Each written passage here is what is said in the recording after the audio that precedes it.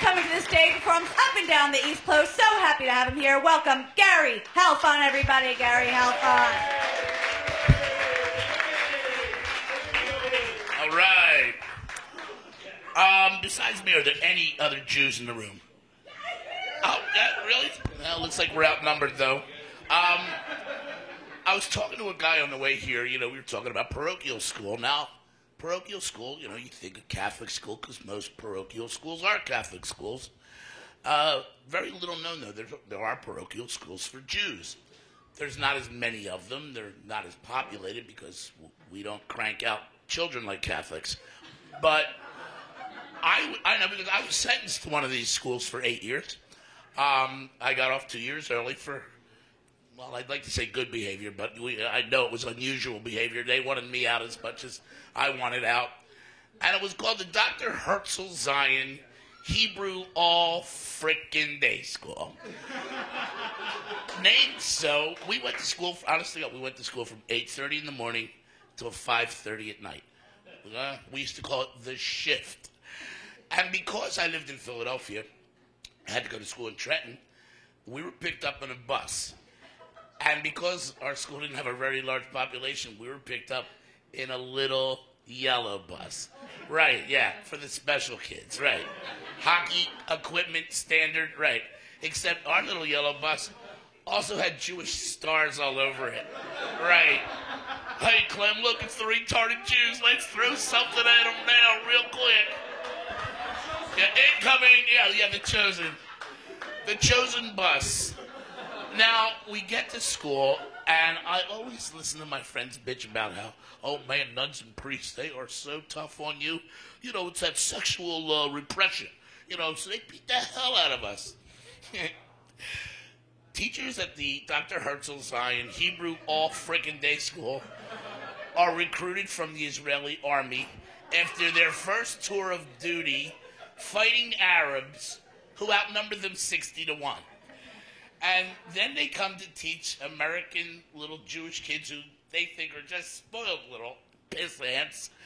And the one thing they really couldn't tolerate was the class clown. And I was never satisfied with that. I was the school clown. And right off the bat, it was me, and it was Rabbi Farber. And I found out immediately that they're a different kind of, they're not your typical dentist, you know, accountant Jew. These are Jews with steroids over there. Okay, these are Jews with an undefeated attitude. And right away it was, oh, funny man, come here, funny man, come here. I mean, I want to show you what we think is funny in Israel, funny man. Like, see, now you are walking funny. That is funny to me, funny man. Going home after school, after the 13-hour day of school, getting home at 7 o'clock, I had that other added joy. You see, a lot of people don't know Jews don't believe in hell because we have Jewish mothers, okay? We giggle at hell, okay? And I had that added treat. I went to bed till I was 15 years old. Yeah. And Jewish mothers all mean well. Just ask them. And mine was the same. Now, you know how when you're 14, you get that first special girl you want to bring over to the house, you know? And your mother, who means well, is in the back of the house going, you Gary, don't forget to change those sheets. Because, you know, you're going to embarrass yourself. Oh, and don't forget to change the rubber ones underneath, because they're a dead giveaway. Now, the dead giveaway is me kicking this stool out from under my feet.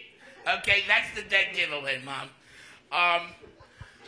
Which is why, really, I'm all for stem cell research, you know, because I know I got to get replacement parts for myself. I know one of these days, my dream, we walk into Walmart. I'd like to get a carburetor for a 67 Mustang, and a set of lungs for a 56 Jew. Yeah. And while we're at it, I'd like to take a look at your livers. The livers are on back order. I gotta wait for a liver. My name? Mickey Mantle. Oh, I know. They didn't like that in New York last time. I'm glad you guys last time. Right on. Thank you very much, people. That's my time.